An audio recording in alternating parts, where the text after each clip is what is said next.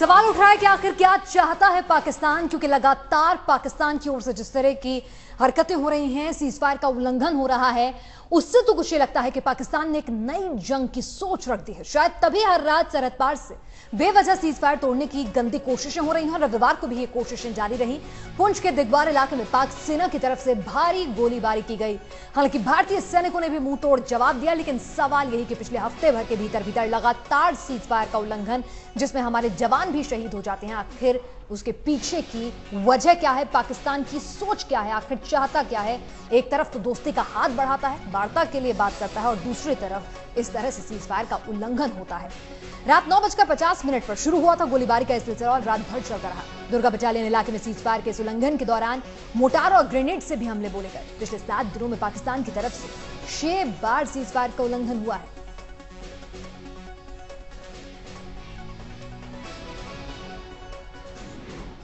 और पाकिस्तान की ओर से लगातार हो रही सीजफायर से स्थानीय लोग खासे दहशत में हैं। क्या कुछ कहना है उनका, आइए वो भी आपको सुनवाते हैं। रात को बहुत भारी फायरिंग हुई। रात को तकरीबन 9:30 बजे शुरू हो गई थी और सुबह 6 बजे तक लगातार मार्टर, रॉकेट लॉन्चर वगैरह पूरे गांव में पड़ते रहे। बहुत परेशानी हुई। रात को हम जागते रहे, सो नहीं पाए। अब पाकिस्तान ने इतनी भारी तादाद में फायर किया, गाँव के बीच में भी उन्होंने बहुत ज़्यादा फायरिंग किया। पाकिस्तान ने फायर इतना ज़ोर से किया, हम इसको बोलते थे स्पॉलिंग अटैक के फायर अटैक। हमने सोचा शायद फायर से कोई अटैक किया है। ज़बरदस्त फायरिंग हुआ। थोड़ा हम बाहर निकले, देखे, और उसके बाद में गोलियों की बौछार जो है हमारे गांव में पड़ रही थी, और गांव में पड़ने की वजह से हम लोग सब अंदर अपने घुस गए और सख्त फायरिंग की। फायरिंग पहले स्मॉल आर्म्स का था, उसके बाद में उसने अपने 82 मार्टर का शुरू कर लिया और ग्रेनेड लॉन्चर जो है वो इस्तेमाल किए। और जम्मू में लाइन ऑफ कंट्रोल पर चल रही पाकिस्तान की नापाक हरकतें जिस तरह लगातार जारी हैं, कल रात भी पुंछ इलाके में सरहद पार से गोलियों की बौछार होती है। भारतीय सेना के जवानों ने मुंहतोड़ जवाब तो दिया, लेकिन सवाल ये उठ गया कि आखिर पाकिस्तान ये कर क्यों रहा है? क्या सरहद पर गोलीबारी के पीछे पाकिस्तान का कोई छिपा हुआ मकसद तो नहीं?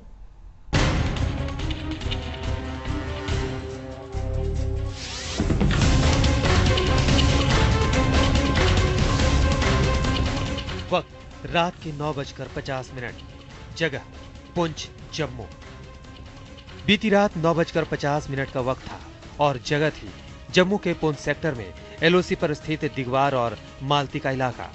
पाकिस्तान की ओर से आने वाली गोलियों की तड़तड़ाहट से इलाका दहल उठा। एलओसी पर पाकिस्तान की सेना बार बार सीज फायर तोड़ रही है, बल्कि यूं कहें कि पिछले 3 दिनों से जम्मू से लगी लाइन ऑफ कंट्रोल पर पाकिस्तान लगातार युद्ध विराम का उल्लंघन कर रहा है। शुक्रवार की रात पाकिस्तान की ओर से लगातार 7 घंटे तक फायरिंग हुई, जिसमें करीब 7000 गोलियां चलाई गई। शनिवार की रात जम्मू के काचानक इलाके में भारी गोलीबारी हुई, जिसमें बीएसएफ का एक जवान जख्मी हो गया। रविवार को कई बार सरहद पार से गोलियां चली। भोर के वक्त से शुरू हुआ सिलसिला दोपहर बाद तक जारी रहा। दुर्गा बटालियन इलाके में पाकिस्तान ने सीज फायर तोड़ा। फिर कल रात दिगवार और मालती इलाके में पाकिस्तान की ओर से फायरिंग की गई।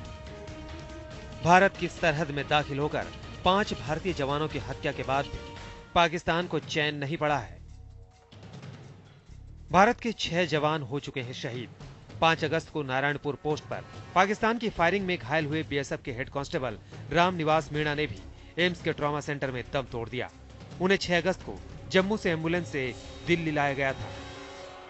सरकार के प्रशासन से हमको यही शिकायत है सर कि हमको सपोर्ट मिला, बीएसएफ डिपार्टमेंट की तरफ से पूरा सपोर्ट मिला, पर सरकार यहाँ 6 दिन हो गए हमको यहाँ पे भर्ती हुए। सरकार की तरफ से कोई भी किसी भी तरह का कोई भी मिलने के लिए हमको नहीं आया, ना कोई यहाँ के मतलब हमारा यहाँ क्षेत्रीय से जो भी हैं राजस्थान से, उन्होंने किसी तरह कोई समाचार नहीं आया। रामनिवास मीणा का राजेश के परिवार से जाना, ये वो जख्म है जो ताउम्र ये परिवार के लोग नहीं भर पाएंगे।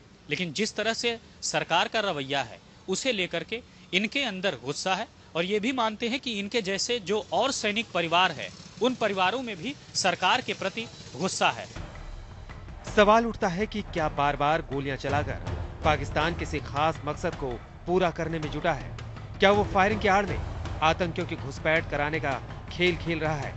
क्या पाकिस्तान भारत के स्वतंत्रता दिवस के जश्न के दौरान कोई गड़बड़ी करना चाहता है? ऐसा लगता है कि भारत की शराफत को देखकर पाकिस्तान ने गलतफहमी पाल ली है। अगर पाकिस्तान समझता है कि वो हिंदुस्तान के सीने में खंजर घोंपता रहेगा और हिंदुस्तान चुप बैठा रहेगा, तो ये उसकी बहुत बड़ी भूल है। ये पाकिस्तान के लिए बहुत खतरनाक है, और ये इसलिए खतरनाक है कि हम बहुत कुछ एक्शंस पाकिस्तान के साथ ले सकते हैं। बहुत सारे all options are on the table and we can use a lot of instruments to put Pakistan under massive pressure when the time comes and if the leadership changes and there's a strong leadership installed in New Delhi. ये बात सच है कि भारत अपने हर पड़ोसी से अच्छे रिश्ते रखने का हिमायती है, चाहे वो देश की सरकार हो, फौज हो या फिर आम नागरिक।